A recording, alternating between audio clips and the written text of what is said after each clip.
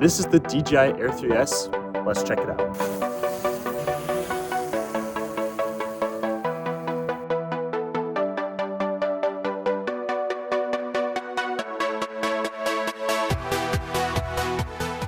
This is the DJI Air 3S Fly More combo box. It doesn't have any of the wrapping of it anymore because I didn't like how the video turned out, so I scrapped that and decided to restart, so you won't see any of the packaging. But inside, if you get the Fly More combo, it comes with this DJI bag. It doesn't come with the base DJI Air 3S. At the back, you see that there's this strap for a luggage. There's also a pocket in the back. I find this handy to put in trail maps when I go for hikes. Just a nice place to keep it. In the back also is the actual shoulder strap. It's adjustable, as you can see right here. Pretty comfortable. And then it's also got the shoulder pad itself, which honestly, I've gone on 1-2 hour hikes with. It's pretty comfortable. Inside it, we've got the main components of the drone, all the parts itself. But on top is this top pocket with the USB-C to USB-C cable. This is used for charging the drone, charging the battery pack. And then we've also got some manuals inside here. So there's the main manual here and some of the, kind of instructions, safety things just to, keep in mind. And then also there are some of these DJI stickers. So another thing that you don't necessarily see online, but just want to showcase those here. So with the stickers, we've got 4 of them. The first one is this kind of mission patch with SD card type thing. If you're into that, just the normal DJI logo with some of the Osmo components, and then some of the other cameras that DJI sells. Now, starting with the drone, you can see that it's nicely folded up and fits super well inside the bag. It also comes with this foam padding at the bottom. This is just to protect the gimbal when you are traveling about. So super helpful thing to keep around. I have this masking tape on top. This is just to cover the registration ID with my drone. Make sure to do that before you start flying. So you can see the branding of the Air 3S logo. On the back, you've got the battery pack. Inside this little cover here, you have this USB-C slot for charging the drone, charging the battery, and then micro SD for expanding on 42 gigs of internal storage. Bottom, you have some of the vision sensors, the auxiliary LED, and the infrared for obstacle detection. Now, to actually unfold the drone, there is an order for the legs. First, you need to start with the front ones. Fold those open. You'll see that they snap really nicely in place, so you don't need to worry about them being misaligned. Now, to get started with the gimbal, there's this gimbal cover. Highly recommend keeping that when you're traveling about with it. It's a little tricky to get off, but the way I'm holding it, you'll want to take your thumb, kind of press down on it, and it'll snap out of place with these 2 pins as well. To put it back in, it's kind of the reverse, kind of like flip it under with the 2 pins and then snap it back in place, just like this. So with the gimbal, it's got 3 direction movement. However, only tilt is controllable for you using the RC. The rest is used for stabilization. The drone comes with 2 sets of propellers, B propellers, which are on the top left and bottom right of the drone, and A propellers, which are on the top right and bottom left of the drone. To assemble the drone, we'll first start with the B propellers. These spin clockwise, and you'll see on them that there are 3 notches on the bottom. These are going to align with 3 holes on the motor cap of the B propellers. So you're going to slot these in, twist them counterclockwise, and you'll see that they then smoothly turn clockwise with the pitch of the propeller and the motor. Do the same with the other propeller. For the A propellers, it's the exact opposite. You're going to take the 3 notches, initially turn it clockwise in the motor cap, allowing them to spin counterclockwise once the motors are turned on. What's super neat about this drone is the foldability and the compactness. These propellers fold in half just like this, so we can fold them into 1 unit. We can fold the back legs up to the front, just kind of make sure that the propellers stay out of the way so that you don't hit them with the front legs. Now we're going to take the front legs, fold them back, just have them snap in place, and you can see one super compact drone.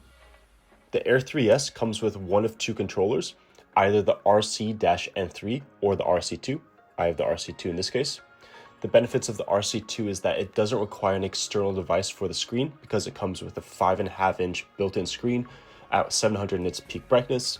It also comes with 32 gigs of internal storage, micro SD expansion, and USB-C charging. In addition, the joysticks can be stored in the back of the remote, and the antenna are foldable, allowing the controller to easily fit in your travel bag. In order to power on both the remote controller and the drone itself, you first need to single press the power button and then hold it down for 2 seconds.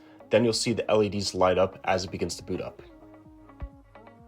Here you can see the live feed of the camera on the remote controller screen. It has 2 joysticks for vehicle movement, 2 camera capture buttons, and 2 camera control toggles. And on the back, there are 2 customizable triggers. On the front, there's this center toggle to switch between flight modes. There's cinematic, normal, and sport mode. There's also this pause and return to home button. Now for a quick overview of the screen, you can see the drone's battery level, number of connected satellites, and on the right hand side, you can switch between different video and camera shooting modes. Once you take off, on the bottom left, there will be a mini map including your takeoff location and your flight path. There are 3 quick actions for setting up waypoints, tracking objects, and landing. And here's also the settings page, but I won't dig into that at this time.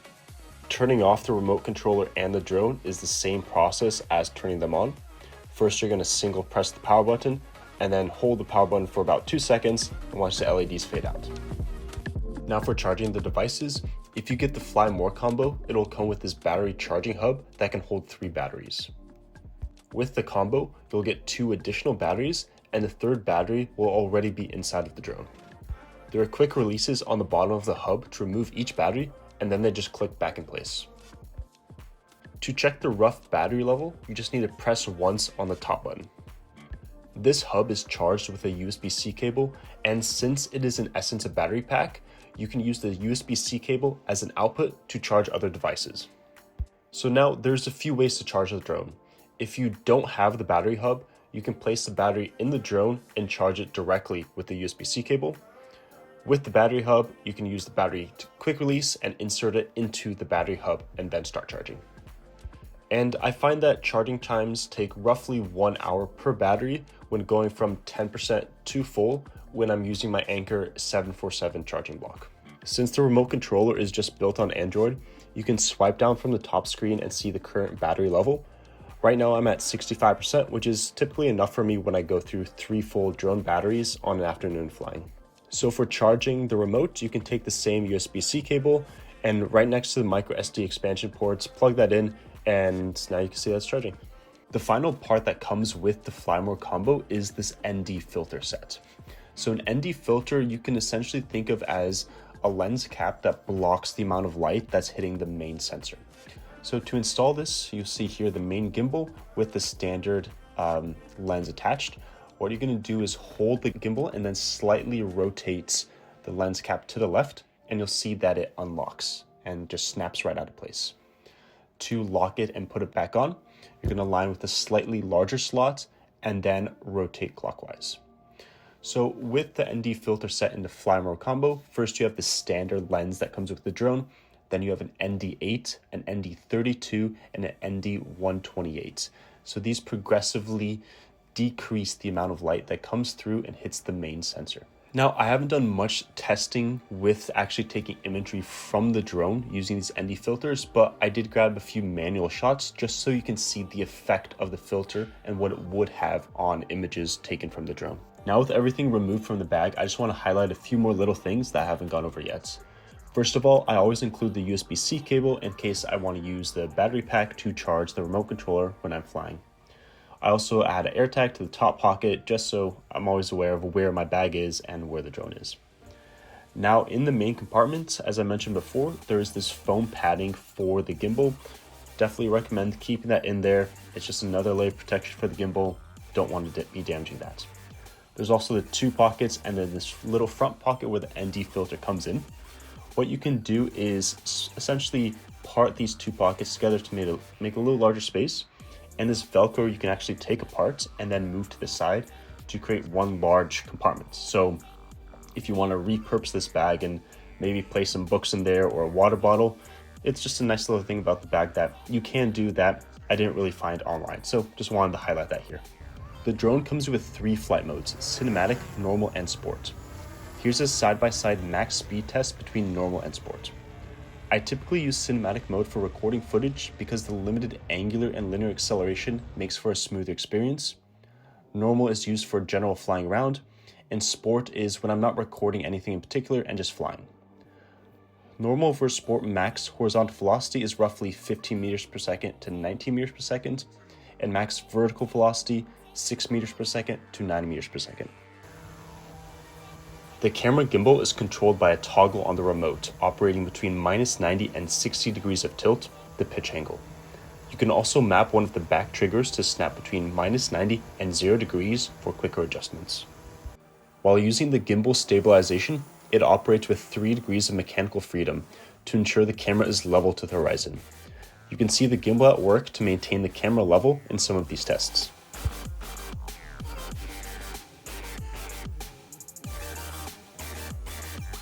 There are also several pre-built flight paths that can be used for some cool shots.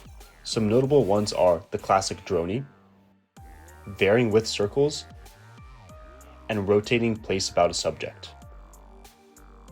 There's also spotlight and active tracking to follow a subject that the drone recognizes. When you are flying in cinematic or normal mode, the drone operates with obstacle detection using 2 front, 2 back, and 2 downward facing cameras. Here you can see a red visual indicator on the remote that an obstacle is present. You also have the ability to expand the picture-in-picture view of each proximity camera. The drone is also equipped with a return to home feature in case connection with the remote is lost or you're just too lazy to fly back. These settings can be enabled in the remote safety page. Also worth mentioning is that the rated flight time of each battery is 45 minutes. However, in reality, I get closer to 35 minutes, which becomes 30 minutes to preserve enough time for a return to home emergency. You can view and save media files directly from the remote controller using a Wi-Fi link. For transferring large files from the internal storage, I prefer to directly connect the included USB-C cable to my PC. You also have the optional micro SD card expansion. So now wrapping up with the DJI Air 3S Fly More combo, this is everything you get. The DJI Air bag with a USB-C cable, manuals, and stickers. The DJI Air 3S drone with a gimbal protector. You can place the drone in the bag with the propeller still attached. Just make sure to hold them against the body of the drone. The battery charging hub with 2 additional batteries. The RC2 remote controller. There's also an option for the RC-N3 controller.